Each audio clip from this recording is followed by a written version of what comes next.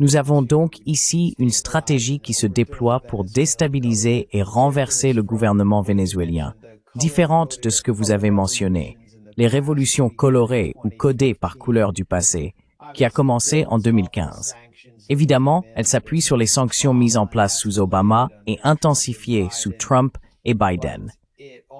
Mais elle reflète aussi l'échec de la stratégie visant à reconnaître un gouvernement parallèle, alternatif, sous Juan Guaidó.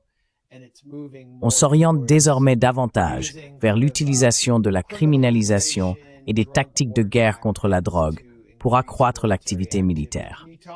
Pouvez-vous parler de la stratégie de transition à ce sujet et expliquer comment les cartels del Sol et le Tren de Aragua sont devenus centraux dans cette stratégie, même s'ils ont perdu du pouvoir au Venezuela?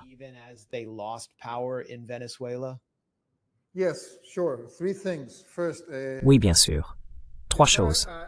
D'abord, en fait, je voudrais profiter de l'occasion pour corriger une erreur que j'ai commise lors d'entretiens précédents avec Glenn Diesen, puis avec Ahmad de Propaganda & Co., car j'avais situé à tort le changement de paradigme concernant le Venezuela en 2019. C'est une erreur. C'était en 2020. C'était après, d'ailleurs, l'opération Gideon, l'opération Baie des Cochonnets, comme vous l'appelez aux États-Unis, qu'il y a eu cette réunion. Il existe un témoignage de Mark Esper, ancien secrétaire à la Défense, où ils expliquent qu'il n'y avait plus vraiment de sens à promouvoir l'idée qu'il s'agissait d'une question de démocratie et que les États-Unis venaient la porter. Et c'est pour cela qu'ils avaient reconnu Juan Guaidó et tout cela, car cela faisait déjà 1 an sans résultat significatif.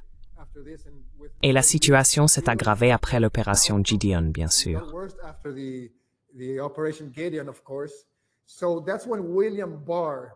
C'est à ce moment-là que William Barr a essentiellement dit « Écoutez, nous n'avons pas besoin de politiser cette affaire, bien sûr, je paraphrase, mais nous n'avons pas besoin d'en faire une question politique. Il s'agit d'une question de sécurité. Nicolás Maduro est impliqué dans le blanchiment d'argent et le trafic de drogue. » Puis, après un certain temps sans nouvelles à ce sujet, le cartel de Los Sols a refait surface. Il y a aussi eu des rapports, comme celui rédigé par Douglas Farah, peu de temps après l'inculpation et la mise à prix. À ce moment-là, il y avait une récompense de 15 millions de dollars pour toute information menant à la localisation de Nicolás Maduro. Je montre d'ailleurs la direction où il se trouvait au palais de Miraflores. Ils me doivent de l'argent maintenant.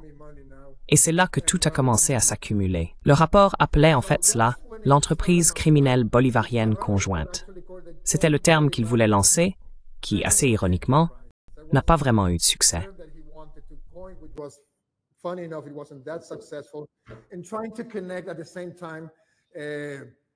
Et en essayant de relier en même temps le Venezuela, l'Iran, le Nicaragua et la Turquie comme un vaste réseau mondial de trafic, non seulement de drogue, mais aussi d'or, de pétrole et d'autres choses. Il s'agit en fait de criminaliser, d'une certaine manière, les moyens et les tactiques que le gouvernement vénézuélien pourrait utiliser pour contourner l'étau et le blocus, vous savez, l'étau des sanctions et de l'embargo commercial. Et nous parlons de cela pendant les pires années, économiquement parlant. 2019, 2020, 2018, et avant cela, au cœur de la campagne de pression maximale. Rappelez-vous que 99% des revenus pétroliers se sont effondrés, etc.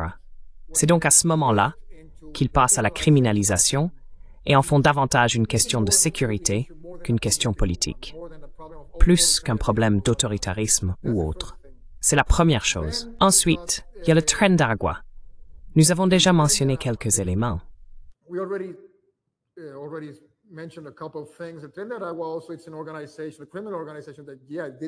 Le Tren de Aragua est aussi une organisation criminelle qui, oui, existe bel et bien. Elle est née de la prison de Tocorón, dans l'état d'Aragua. C'est de là que vient son nom. Pendant les années de l'essor de ce qu'on appelait ici les méga-bandas, c'est-à-dire de grandes structures criminelles qui ont en fait profité du boycott économique. Et cela fait partie de... C'était aussi une mutation de la criminalité vénézuélienne.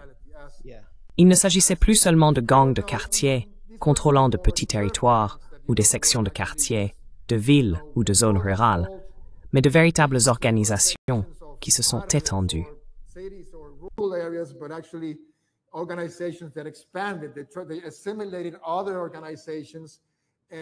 Ils ont assimilé d'autres organisations et ont réussi à diversifier leur portefeuille économique et à rattraper le modèle actuel, post-néolibéral, de criminalité en Amérique latine et ailleurs, qui présente une importante logistique d'arrière-garde.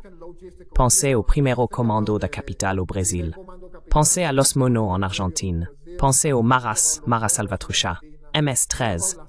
Et vous aurez une idée du type d'organisation dont nous parlons. Elles ne sont pas si différentes. Il y a par exemple ce livre de non-fiction, écrit dans ce but précis par Rona Risquez, une journaliste d'investigation d'ici, qui contient aussi, oui, un grain de vérité, ou disons des îlots de vérité dans un océan de mensonges et de tromperies.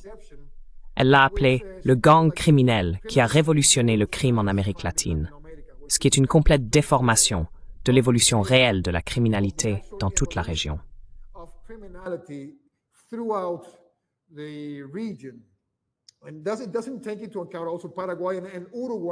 Et cela ne prend pas en compte les cartels paraguayens et uruguayens, ni les Bakim de Colombie. En gros, ils se sont inspirés de cela et l'ont adapté à leur propre contexte. Et oui, il y avait aussi un aspect politique dans tout cela.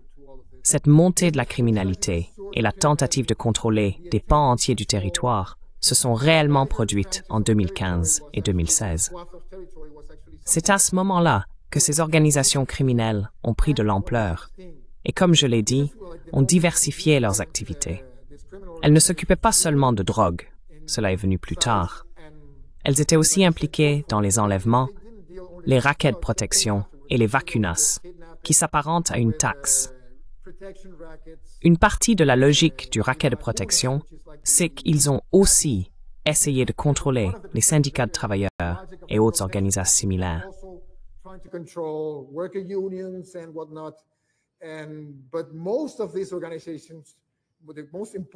Mais la plupart de ces organisations, les plus importantes, ont en réalité été, à part El Tren del Agua, qui est apparu plus tard, essentiellement démantelées. Je me souviens par exemple que la plus dangereuse s'appelait El Picour en 2015-2016. C'était un groupe rural, qui est en fait le précurseur de ce qui est ensuite devenu El Tren del Llano. Et dans le cas d'El Tren del Agua, ce qui a permis, au-delà du battage médiatique, et je parle sans exagération, sans le battage, ce qui a permis son expansion, c'est en réalité la migration massive, qui est entièrement liée au régime de sanctions, à l'effondrement quasi total de l'économie vénézuélienne, des salaires, etc., et à la surstimulation par d'autres gouvernements.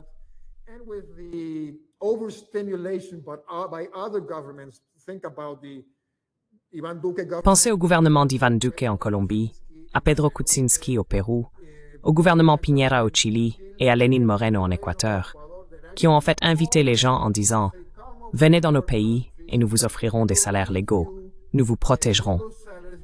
Mais bien sûr, il s'agit d'États qui sont en réalité incapables de protéger leur propre population. Alors, comment pourraient-ils protéger les Vénézuéliens? Ce qui, à long terme, est effectivement devenu un problème social et un problème xénophobe qui a atteint un point très important en 2020, pendant la pandémie, lorsque beaucoup de ces personnes ont finalement décidé de quitter le pays à pied, comme ils l'avaient fait auparavant.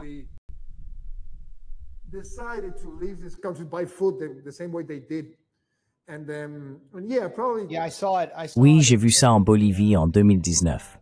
Il y avait des Vénézuéliens qui mendiaient dans les rues, agitant des drapeaux vénézuéliens pour susciter la pitié des habitants de La Paz. On leur avait demandé de venir là, de parcourir la région, et on leur avait promis une protection. Et ils se sont tous retrouvés sans abri. Je veux dire, c'était des familles entières. Ils ne souffraient pas de troubles mentaux ou quoi que ce soit, ils se sont juste fait avoir.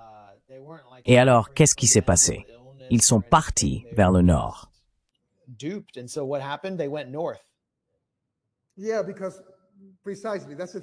Oui, parce que justement, c'est ça le problème. Quand il y a eu, appelons ça un contre-exode depuis tous ces endroits, quand ils sont revenus à pied ou par d'autres moyens vers la partie nord du continent, C'est là que le TPS a été instauré en 2021. En fait, beaucoup de personnes qui ont commencé à traverser le Darien Gap, ce qui, tu t'en souviens, a été un épisode horrible pendant cette période, dans la longue histoire de la migration vénézuélienne, parce que on a vu des images terribles de gens mourant, devenant fous ou autres, essayant de traverser l'un des endroits les plus difficiles au monde, l'une des jungles les plus hostiles au monde, pour atteindre l'autre côté de l'Amérique centrale.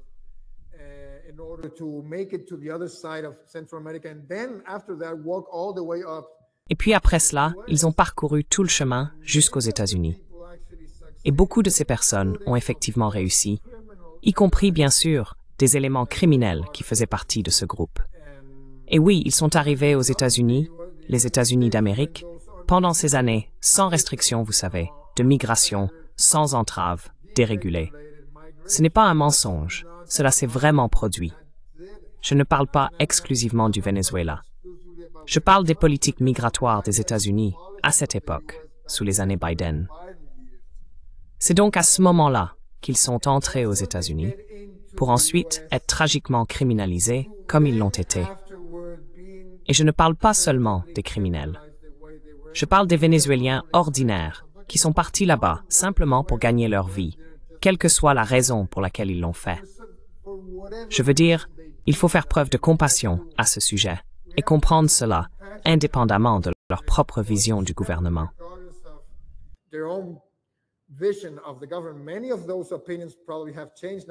Beaucoup de ces opinions ont probablement changé maintenant qu'ils ont été mis en danger par le gouvernement vénézuélien ou qu'ils ont traversé l'enfer du SECO, vous savez, la prison de haute sécurité au Salvador, ou même celui de Guantanamo.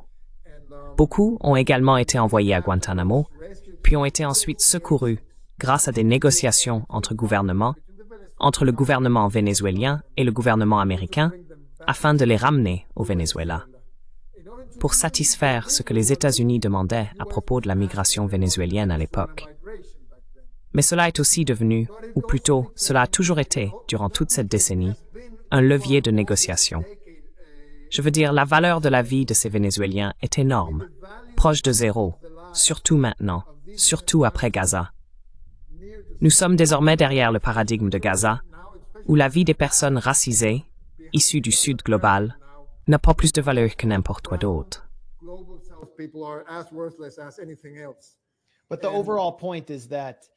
Mais le point principal, c'est que les États-Unis ont déstabilisé le Venezuela. William Brownfield, l'ambassadeur, a dit « Nous voulons détruire l'économie et la société vénézuélienne ». Ils l'ont dit ouvertement. Ils l'ont fait avec des sanctions, ont créé une vague migratoire, ce qui aurait facilement pu être prédit, qui a été aggravée par le Covid et la démolition contrôlée de toutes les économies, surtout dans le Sud global. Le TPS les a fait venir, a aidé à faire élire Trump et ainsi de suite. Cela ramène Rubio et tout au long de la déstabilisation, le Tren de Aragua profitait du commerce des migrants. Mais en même temps, ils étaient démantelés au Venezuela et leur base de pouvoir se trouvait dans les prisons vénézuéliennes.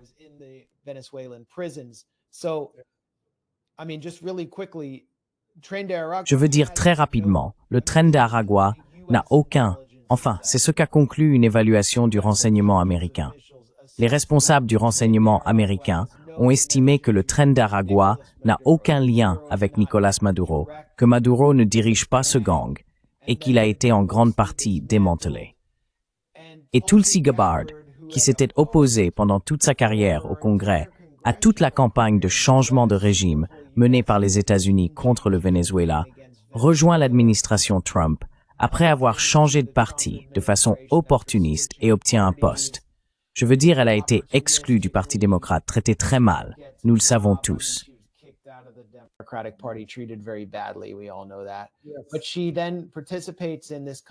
Mais elle participe ensuite à ce type d'opération de filtrage de renseignements, un peu comme l'équivalent vénézuélien de l'Office of Special Plans que les néoconservateurs avaient mis en place avant l'invasion de l'Irak, où ils transmettaient directement de fausses informations au président et au public, contournant ainsi la soi-disant communauté du renseignement, parce que celle-ci n'évaluait pas que l'Irak possédait des armes de destruction massive. Et ce que Tulsi a fait, c'est qu'elle a limogé les responsables du renseignement qui affirmaient que Maduro n'avait aucun lien avec le train de Aragua. Elle l'a fait pour deux raisons. Premièrement, pour légitimer l'Alien Enemies Act de 1788, qui permettrait l'expulsion des Vénézuéliens en déclarant essentiellement qu'ils représentaient tous une menace narco-terroriste pour les États-Unis. Mais aussi pour créer un élan en faveur de la démonstration de force que nous voyons actuellement contre le Venezuela, sous prétexte de lutter contre les cartels de la drogue.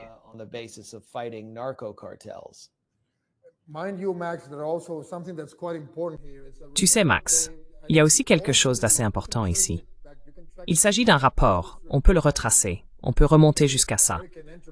Il y a ce rapport de l'American Enterprise Institute, bien sûr, qui sert d'évaluation de référence et qui a été repris par le gouvernement américain tout ce temps. Il a été rédigé par un certain Joseph Humir, et il repose principalement sur des rumeurs ou des informations de seconde main, dans tous les sens du terme. Pas seulement des sources secondaires, mais aussi des informations de seconde main, pour présenter cela comme une sorte d'acteur proxy à la dénégation plausible du gouvernement vénézuélien. C'est de là que ça vient réellement, et c'est très médiocre et fragile.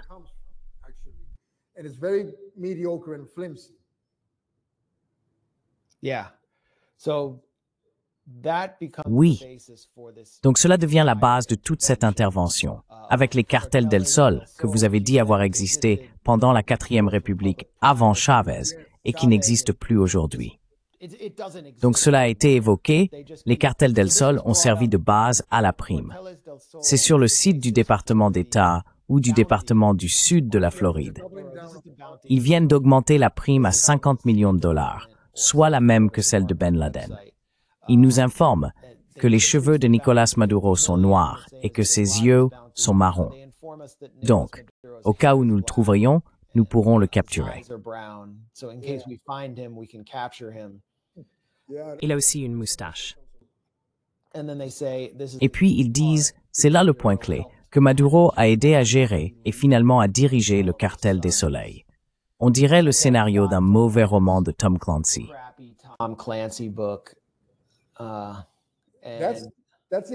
Voilà jusqu'où peut aller la nocivité de la mentalité Clancy. C'est exactement ça. Eh bien, cela a causé beaucoup de tort. Je veux dire, c'était du kitsch de la guerre froide, et c'est en quelque sorte revenu sous l'administration Trump. Je ne sais pas qui va croire ça, mais c'est l'ensemble de la base juridique de ce qu'ils font.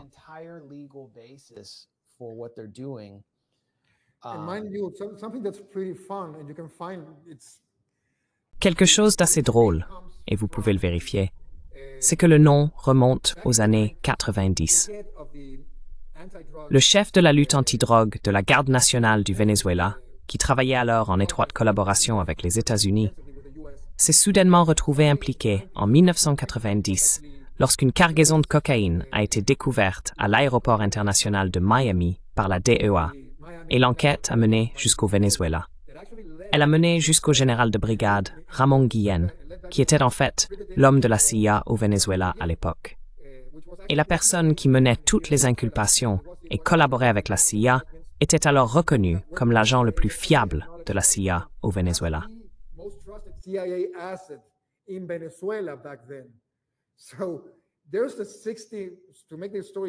Pour résumer cette histoire, vous pouvez également la trouver sur YouTube. Il existe un reportage de 60 minutes, précisément consacré à cet épisode de la guerre contre la drogue, où bien sûr la drogue l'emporte largement, dans lequel il s'agissait d'un autre épisode, où la CIA travaillait soi-disant dans une direction différente de la DEA. En effet, la CIA a rencontré l'attaché de la DEA ici à Caracas et lui a demandé, en gros, de laisser passer cette cargaison, car ce type, Ramon Guillén Dávila, agissait en fait pour leur compte et infiltrant le cartel de Medellín. Donc, pour le rendre crédible aux yeux de la DEA et du cartel de Medellín, ils ont alors évoqué le cartel de Cali.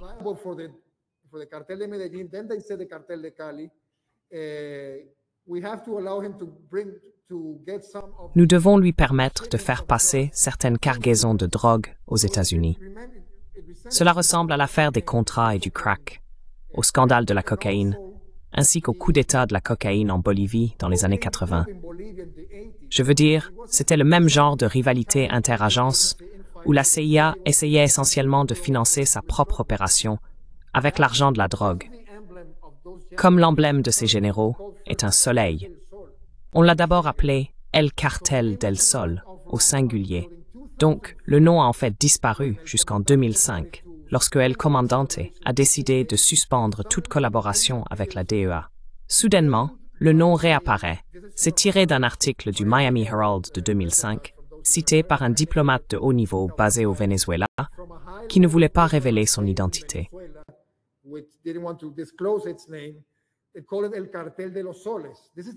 Il l'appelle El Cartel de los Sols. C'est le moment où il réapparaît après toutes ces années. Et bien sûr, la personne qui l'a dit, c'était William Brownfield.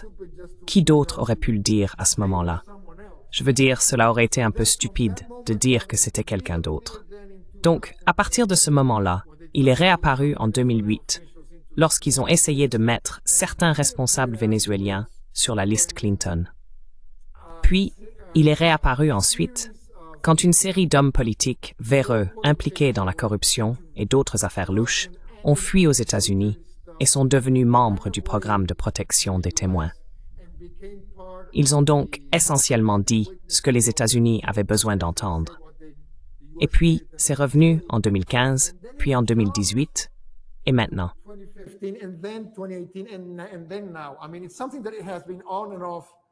Je veux dire, c'est quelque chose qui a été évoqué de façon intermittente, selon la conjoncture et les besoins politiques de l'agenda du moment.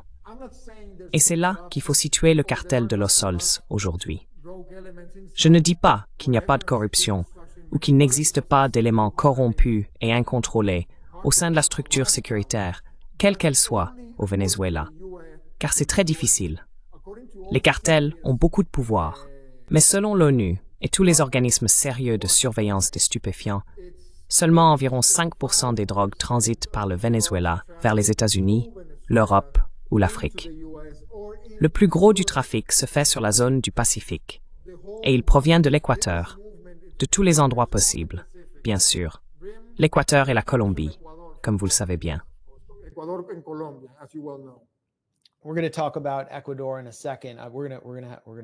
Nous allons parler de l'Équateur dans un instant. Nous allons nous concentrer là-dessus et nous remettrons ce graphique à l'écran. Mais puisque vous l'avez mentionné, voici les principales routes du trafic de cocaïne selon l'Office des Nations Unies contre la drogue et le crime. On voit clairement que tout se passe sur la côte pacifique, en passant par l'Équateur et la Colombie. La principale route depuis le Venezuela est une route terrestre vers la Colombie, qui traverse directement par voie terrestre. Le Panama a servi de base à l'intervention américaine. Désormais, selon les fantasmes de l'opposition vénézuélienne, Manuel Noriega, en 1990, a été démis de ses fonctions par la force lors d'une intervention militaire américaine directe, sous prétexte que Noriega était un trafiquant de drogue. C'est en quelque sorte le modèle ou le plan pour le récit autour de Maduro.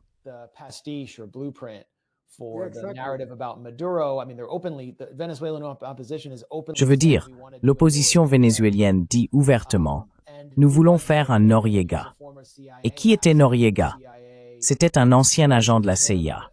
La CIA a travaillé avec lui pour réprimer les forces socialistes sur les campus dans les années 1970.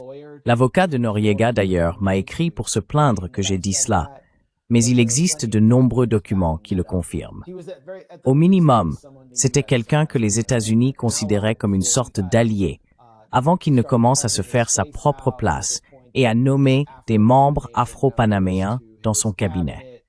Et aujourd'hui, le Panama n'est plus qu'une blanchisserie d'argent pour les cartels internationaux. Et évidemment, la drogue passe directement au Mexique.